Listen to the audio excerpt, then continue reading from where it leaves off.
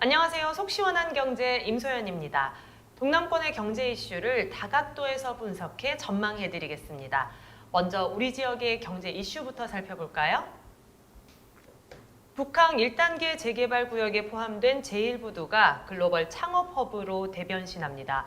중소벤처기업부가 주관한 스타트업 파크 공모 사업 부지에 북항 제1부두가 선정된 건데요. 부산시는 제1부두의 창고를 전 세계의 청년이 모이는 창업 문화 공간, 즉 한국형 스테이션 F로 조성해 2026년 상반기에 개소한다는 계획입니다. 북항 제1부두 신사업 선정에 이어 북항 2단계 재개발도 가속화될 전망입니다. 재개발 구역의 부지 확보를 위해 자성대 부두를 신간만 부두로 이동하는 과정에서 항운노조의 생계지원금을 보상하는 문제가 걸림돌이 됐는데요. 사업 시행자인 부산항만공사가 생계지원금을 우선 지급하고 컨소시엄에 참여한 사업자가 재부담하는 걸로 협의했습니다.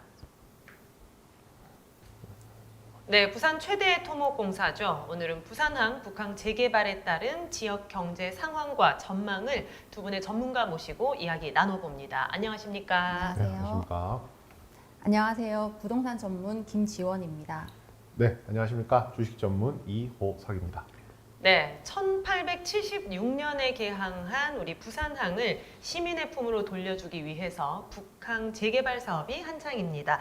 사업을 시작한 지가 꽤 오래됐죠? 네, 그렇습니다. 거의 강산이 2번 바뀔 정도로 시간이 많이 걸렸는데요.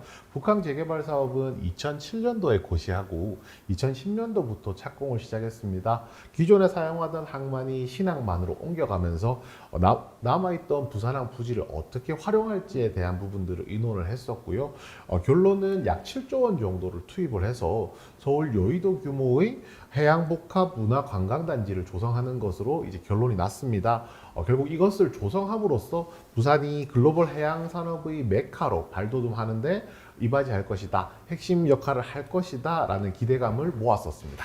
네, 이 북항 재개발은 규모가 꽤 큰 사업인 만큼 장시간 단계별로 진행되고 있습니다. 구체적으로 어떤 내용들이 들어있습니까? 네, 그 북항 재개발 사업은 총 3단계로 진행이 됩니다. 1단계는 사업 기간이 2008년부터 2027년까지로 국제해양관광 거점과 친수 공간으로 개발하기 위한 사업입니다. 총 규모는 약 150제곱미터 정도 되고요. 2010년에 1단계 그 부지 조성 공사를 착공했고요. 2012년도에 국제여객 터미널이 건립공사 착공이 되었고요. 2016년도에 부산 그 부지 조성 공사 준공을 하면서 이어 부산항 국제 컨벤션 센터, 부산항 친수 공원이 조성이 되었고요. 향후 주거 단지와 쇼핑센터 그리고 오페라 하우스 등이 이제 들어오게 됩니다. 2027년까지 1단계를 마무리할 예정입니다. 북항 재개발 2단계는 그 규모 면에서는 1단계보다 훨씬 큰데요. 약 220만 제곱미터 정도입니다. 2단계 사업은 그 자성대 부두를 포함해서 동구, 중구 이런 지역을 그 비즈니스, 상업, 금융의 도시로 주안점을 두고 있습니다. 2030년 이후 사업 완료를 목표로 하고 있습니다. 이어 부산시는 그 북항 3단계 재개발 계획을 지금 수립 중에 있는데요. 북항 3단계 재개발 지역은 남구 부산항의 그 7부두, 8부두, 간만부두, 오암부두, 그리고 신선대 부두, 영도의 그 청학동, 복내동, 그 동삼동 지역을 일대로 해서 면적은 최대 규모 515만 제곱미터 정도입니다. 3단계는 그 친수 공간 그리고 신도심 도시 개발 계획을 가지고 있습니다. 네, 지금 보고 계시는 게 북항 재개발 조감도 화면 보고 계십니다. 이 계획대로만 진행된다면 누구나 한 번쯤은 찾아보고 싶은 곳이 될 것 같은데요. 반면 우려의 목소리도 심상찮게 들리고 있습니다. 네, 맞습니다. 부산항만공사는 그 호텔 등을 제한한 사업자를 선정해서 2015년, 2018년에 토지 매매 계약을 체결했습니다. 이후 사업자는 특급 호텔을 유치하는 대신에 생활형 숙박시설로 사업을 변경했고요. 동구청은 허가를 했었습니다. 이후에도 복합환승센터 사업과 관련해서도 최초 사업 계획서에 비해서 환승시설이 대폭 축소되었습니다. 최초 사업 계획서에는 환승시설이 건축 면적의 58%였으나 현재는 최소 기준 40%로 잡혀 있고요. 이렇게 줄어든 자리에는 또다시 그 생활형 숙박시설로 허가가 났습니다. 지난해 그 생활용 숙박시설에 대한 정부 규제가 나오자 사업자는 생활형 숙박시설을 오피스텔로 변경하고 층수도 24층으로 허가를 받았습니다. 이렇게 부산항만공사의 그 계약 체결 그리고 그 지자체의 건축 허가 또 해수부의 부실한 관리 등으로 인해서 북항 재개발 사업이 흔들리고 있습니다. 네, 이 북항에 모두에게 열려 있는 좀 공공의 장소가 되었으면 좋겠는데요. 이 모든 것들이 계획대로 들어갈 수는 없겠지만 기대와는 다른 소식이 좀 안타깝습니다. 자, 그럼에도 불구하고 좀 반가운 소식이 있다고요? 네, 그렇습니다. 그 부산을 홍콩과 같은 금융 메카로 만들겠다는 목표는 예전부터 있어 왔고 많이들 좀 들어보셨을 겁니다. 최근에 이와 관련해서 금융에서 좀 그린라이트가 켜졌다라고 말씀을 드릴 수가 있겠는데요. 바로 북항 재개발 2단계 사업지가 기회발전 특구로 선정이 되었다라는 겁니다. 이 기회발전 특구는요, 디지털 금융, 글로벌 금융, 해양 파생 금융, 금융연구개발, 정책금융 이렇게 5가지의 클러스터로 나누어져서 조성될 계획인데요. 어떤 학생이 명문대에 가고 싶다라고 막연한 꿈만 가지고 있다라고 해서 갈 수는 없잖아요. 어느 학교, 어느 학과에 갈지, 그리고 거기에 가기 위해서 어떤 공부를 해야 될지 이런 부분들을 구체적으로 목표를 세우고 행동에 옮겨야 되는데요. 이번 기회발전 특구 선정이라는 것이 금융 메카라는 명확한 막연한 꿈이 명확한 목표가 되고 실행으로 옮길 수 있는 좋은 계기가 되었다라고 말씀드릴 수 있을 것 같습니다. 여기에 지금 글로벌 기업들의 본사 유치에 대한 내용들도 현재 나오고 있거든요. 대표적으로 이제 글로벌 해운선사인 HMM 같은 경우가 본사를 이전 유치하려는 이야기들이 나오고 있습니다. 네, 이 문현금융단지가 기회발전 특구로 지정됐다는 이야기는 부산이 기업하기에 좀 더 좋은 도시가 되었다 이렇게 좀 해석을 해도 될까요? 네, 그렇습니다. 해당 사업은 문현금융단지 3단계 그리고 북항 재개발 2단계 구역을 대상으로 하는데요. 규모 자체가 상당히 큽니다. 75만 제곱미터를 전체 면적으로 하고 있거든요. 그리고 인상적인 부분이 한 가지 있는데요. 그게 뭐냐면 이제 지역 균형 발전을 목표로 해서 정부에서 처음으로 시행한 최초의 이제 지방 주도형 특구라는 겁니다. 지방으로 이전하는 기업들에 대해서는 정부에서 정책적으로 혜택을 준다라는 건데요. 가장 대표적인 혜택이 소득세와 법인세를 기본 5년간 100% 면제해 준다는 거고요. 기업하기 좋은 환경을 만들기 위해서 여타 허가 절차들을 축소를 해주고 임직원들을 위해서 주택 공급을 해주는 등의 혜택을 이제 줄 것으로 예상을 하고 있습니다. 여기에 구체적으로 어떤 기업들이 이제 들어올 것이냐라고 얘기를 하면요, 한국거래소 산하에 있는 코스콤, 그리고 부산 디지털 자산 거래소 BDX, BNK 자산운용과 같은 이런 큰 규모의 기업들이 들어올 것이고요. 이런 기업들을 필두로 대략 한 29개 정도의 기업들이 투자 의향을 밝힌 상황입니다. 전체 투자액이 1조 4천억 원 정도 되거든요. 이를 통해서 창출되는 일자리가 굉장히 많습니다. 청년 일자리 1,100여 명을 포함해서 전체적으로 창출될 일자리가 2만 5천 개 정도로 예상을 하고 있는 상황입니다. 부산시에서도 별도로 혜택을 준비를 했는데요. 330억 원 규모의 보조금을 추가로 제공할 예정입니다. 투자에도 사용을 할 수가 있을 것이고요. 임직원 자녀에 대한 학자금 지원이라든지 통근버스에도 지원을 할 예정에 있습니다. 특히 좀 특징적인 부분은 문현금융 3단지 같은 경우에는 2025년 말, 내년 말이죠. 내년 말에 완공이 되기 때문에요. 다른 지역 대비했을 때 굉장히 빨리 입주가 가능하다는 장점을 가지고 있습니다.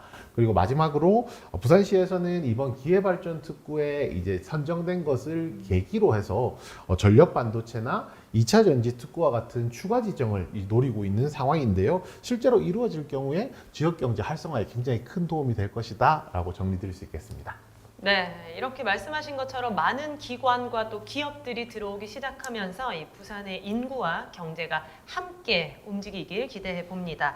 자, 앞서 경제 브리핑에도 다뤘듯이 북한 제1부두와 자성대 부두 개발에도 진전이 있다고요? 네, 그렇습니다. 그 북한 일부도 같은 경우에는 부산역에서 굉장히 가깝거든요. 그래서 수도권 접근이 굉장히 용이하기 때문에 청년 사업가들이 굉장히 많이 선호를 하고 있습니다. 중소기업 벤처부에서 이제 추진하고 있는 스타트업 파크 공모 사업에서 현재 이제 일부도가 글로벌 창업 허브 조성지로 이제 선정이 되었거든요.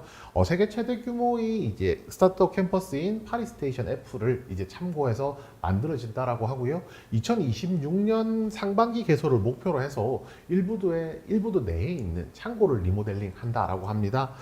그리고 이제 자성대 부두 같은 경우에는요, 신간만 부두로 이전을 하게 되면서 일자리를 잃게 되는 이제 하운 노조원들이 생기거든요. 그분들에 대한 보상이 이루어질 것이라고 지금 예상이 되고 있습니다. 한동안은 보상에 대한 갈등들이 굉장히 있었는데 최근에 이제 극적인 타결을 이루었고요. 결국 이제 자성대 부두 이전이 급물살을 탈 것이다라는 기대들이 현재 나오고 있는 상황이었습니다.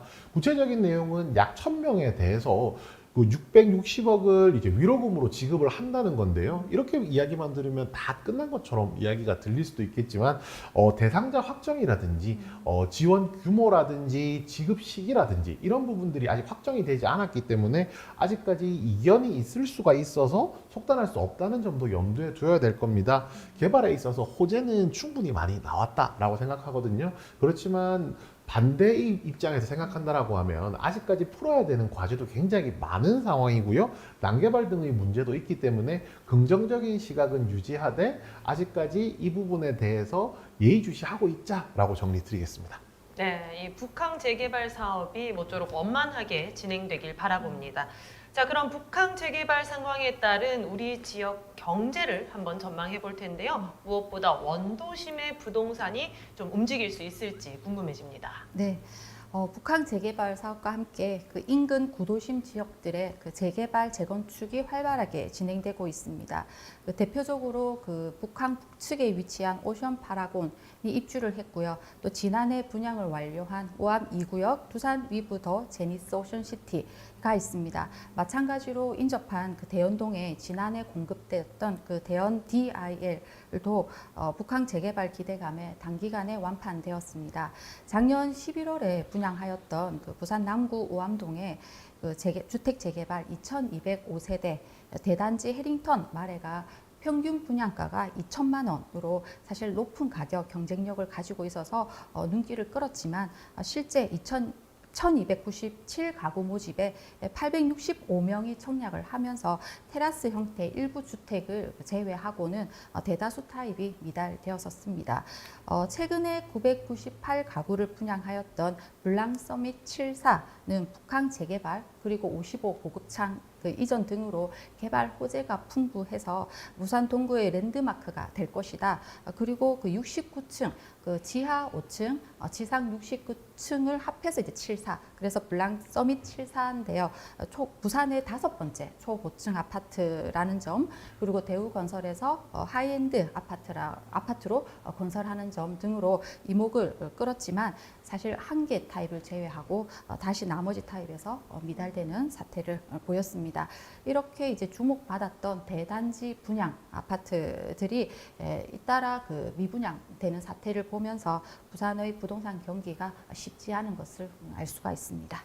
네, 말씀하신 것처럼 부산에 굉장히 호재가 있는 지역이다라고 보이는 북항 주변에도 대단지 아파트가 좀 미분양될 정도라면 부산에 전체적으로 부동산이 침체되어 있다라고 해석해도 무방하겠습니까? 네, 맞습니다. 부산은 이런 그 분양 시장뿐만이 아니라 부산의 주택 가격이 2022년 6월 이후 계속해서 하락세가 이어지고 있고 거래량도 50% 이상 하락하였습니다. 하지만 부동산 경기도 이렇게 양극화를 나타내고 있는데요. 부산의 해수 동남, 즉 해운대구, 수영구 동래구, 남구는 이 하락과 상승을 이렇게 반복하고 있는데 반해서 이 4개의 구를 뺀 나머지 지역에서는 2022년 6월 이후 계속해서 쭉 하락하고 있습니다. 부산의 부동산의 특징 중 하나가 그 동서의 격차라고 할 수 있는데 동쪽 즉 해운대구, 수영구, 동래구, 연제구, 남구 지역이 타 지역에 비해서 부동산 가격이 높고 거래량이 많은 데 비해서 서쪽 특히 영도구, 사상구, 사하구 쪽은 그 인구 감소폭이 타 지역에 비해서 크고 부동산 거래량이 더 적게 나타나고 있다. 이는 이 지역이 일자리가 많지 않고 또 생활 편의시설, 문화시설이 적은 영향이 크다라고 할 수 있겠습니다. 예상한 결과긴 하지만 이렇게 지역별로 들어보니까 격차가 굉장히 많이 벌어지는 것처럼 느껴집니다. 역시 부산에서는 좀 안정적으로 내 집 마련하기가 힘들까요? 어떨까요? 네, 우선 우리 지역별 주택 구입 물량 지수를 보면요, 전국이 평균 지수가 62.5 정도이지만 우리 부산은 59.0을 나타내고 있습니다. 과거 10년을 봤을 때 2019년, 2020년, 2021년을 제외하고는 부산은 전국 평균보다 항상 낮은 수치를 보이고 있습니다. 주택 구입 물량 지수는 해당 지역의 중위 소득 가구가 구입 가능한 주택의 비율을 말하는 건데요. 수치가 낮을수록 중위 소득 가구가 구입 가능한 주택의 물량이 작다는 것을 의미합니다. 이는 여러 원인 중에서 특히 가구의 소득과 연관이 깊은데요. 2023년 가계금융복지조사 결과에 따르면 시도별 평균 소득의 평균값을 보면 전국의 가구 소득이 평균 6,762만 원인데 비해서 우리 부산이 5,970만 원으로 전국 시도 17개 중에서 부산이 12위를 하였다. 부산이 제2도시인데도 불구하고 소득 수준은 12위라는 것입니다. 즉 인구가 우리 줄어들고 있는 부산이 이제 인구가 급격히 줄어들고 있고 소득이 적기 때문에 이 부동산을 살 수 있는 수요가 적다라고 말을 할 수가 있습니다. 다행히 북한 재개발 지역이 가장 영향을 미치든 긍정적인 영향을 미칠 지역으로는 동구, 중구, 진구, 남구, 영도구를 꼽을 수 있는데 인구 감소 지역으로 선정된 부산의 3구, 즉 동구, 서구, 영도구 중에서 북한 재개발과 인접한 동구, 영도구가 있기 때문에 인접한 지역으로서 이 개발로 인해서 일자리가 좀 창출이 된다면 일자리가 창출이 되고 인구가 유입된다면 생활 편의시설들이 들어서고 부동산 경기에도 긍정적인 영향을 미칠 것으로 생각이 됩니다. 네, 이 북한 재개발 지역부터 서서히 부산의 부동산이 달구어질 것이다라는 전망입니다. 자, 그렇다면 주식 시장에도 좀 변화가 있을지 기대해봐도 괜찮겠습니까? 네, 그렇습니다. 그렇지만 상대적으로 부동산에 비해서는 영향이 좀 적을 것이라고 판단을 하고 있습니다. 그런데 대신에 조금 더 명확하게 투자할 종목들이 정해져 있거든요. 왜냐하면은 북한 재개발 관련주라고 하는 테마주 섹터가 이미 정해져 있습니다. 시장에는 대표적으로 이제 KLS이라는 종목을 말씀을 드릴 수가 있는데요. 이 종목은 부산항 항만물류 플랫폼 사업 계약을 맺었던 이력을 가지고 있습니다. 그래서 북한 재개발 관련된 이슈가 나오면은 시장에서 이제 관심을 받는 종목 중에 하나거든요. 그런데 이제 이 종목 같은 경우에 좀 재밌는 사실이라고 하면 가덕도 신공항 테마, 그다음에 부산 엑스포 테마, 이런 부산 지역에 관련되어 있는 테마에는 다 엮인다는 겁니다. 결국 이제 이런 테마주의 성격을 띠고 있는 종목들 같은 경우에는 단기간의 변동성이 굉장히 이제 크기 때문에 매매하시는데, 투자하시는 데 있어서 어느 정도 좀 주의하실 필요가 있다라고 말씀드리겠고요. 그 외에 시장에서 관심받는 물류주 같은 경우에는 동방이나 KCTC 같은 종목들도 존재를 하고 있습니다. 이 종목들 같은 경우에도 재밌는 내용이 있는데요. 이 종목들이 최근에 쿠팡 관련주로 분류가 되어 있습니다. 최근 TMF 사태가 생기면서 쿠팡이 반사이익을 볼 것이다 라는 내용이 쿠팡이 반사이익을 볼 것이다 라는 내용 때문에 시장에서 관심을 받는 종목이다 라고 생각해 주시면 되고요. 조금 더 큰 종목으로 가서 얘기를 해보자면 국내 1위 컨테이너사인 HMM에 대해서 말씀드릴 수 있을 것 같습니다. HMM은 이제 글로벌 컨테이너 선사로서도 6위 정도를 차지하고 있는 굉장히 큰 회사고요.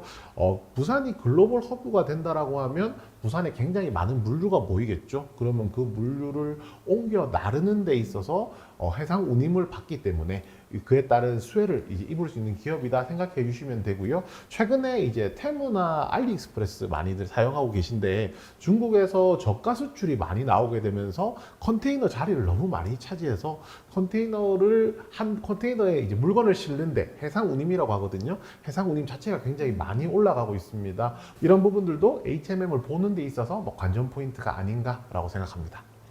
네, 이 북항 제1부두가 글로벌 창업 허브로 조성될 예정이라는 소식도 있는데요. 그와 관련해서는 눈여겨볼 만한 종목이 어떤 게 있을까요? 네. 그 창업 허브라는 것은 결국에 아무래도 이제 스타트업 기업들이 굉장히 많이 생길 것이고요. 그런 스타트업 기업들을 배양하는 공간이다라고 생각을 해보면 될 것 같습니다. 이런 스타트업 기업에 투자를 해서 큰 수익을 내는 기업들이 존재를 하거든요.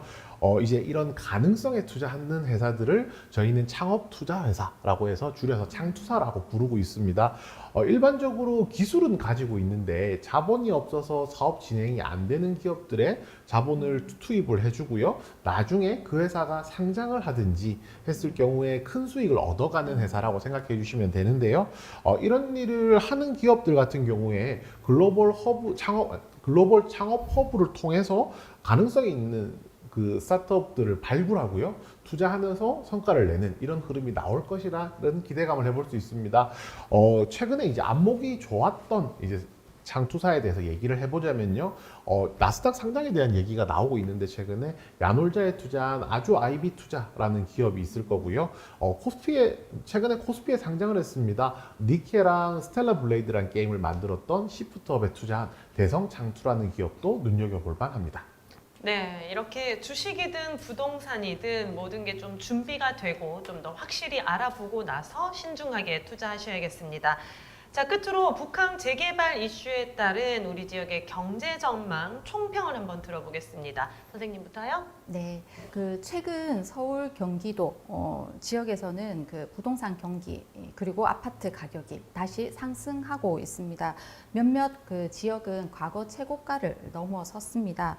이러한 부동산의 그 회복 분위기는 서울뿐만이 아니라 우리 전국적으로 시간차는 있겠지만 확장될 것입니다. 하지만 이 부산의 부동산은 경기가 회복될 때도 이제 시간차가 있을 것이고 부산 안에서도 양극화는 계속해서 심화될 것입니다. 주의해야 될 것으로 보이고요. 다행히 북한 재개발 인근 지역의 부동산 가격이 아직 상대적으로 가격이 저렴하다는 점, 그리고 교통 등 개발 계획이 많다는 점 등을 고려한다면 이 지역을 눈여겨보면 좋을 것 같습니다. 네, 그 북한 재개발 같은 경우에 지역의 수건 사업이었잖아요. 해당 사업이 들어오면서 부산에 더 많은 기업들이 유치될 거고 더 많은 일자리가 생길 거고 그렇게 되면은 더 많은 경제 활동이 이루어지면서 지역의 경제 자체가 좋아지지 않을까라고 생각을 하고 있습니다. 그 더불어 문화와 관광까지도 더 활성화된다면 더욱더 살기 좋은 도시가 되지 않을까 싶은데요. 여기서 중요한 것은 이런 살기 좋은 환경을 충분하게 누리려면요. 우선 제 계좌부터 평안해야 된다라는 겁니다. 제가 앞에서도 관련된 주식들에 대해서 말씀드렸지만 오늘 북한 관련주로 제가 말씀드리는 종목들은 대부분이 이제 테마성을 띠고 있는 종목들입니다. 테마성 종목들의 특징이라고 한다면 변동성인데요. 말 그대로 주가의 상승과 하락, 등락폭이 굉장히 크다라는 겁니다. 그렇기 때문에 해당되는 종목들에 투자를 할 때는 다른 투자보다도 더욱더 신경 써서 하셔야 된다라는 말씀 드리고 싶고요. 그리고 이 프로젝트 자체가 굉장히 장기 프로젝트잖아요.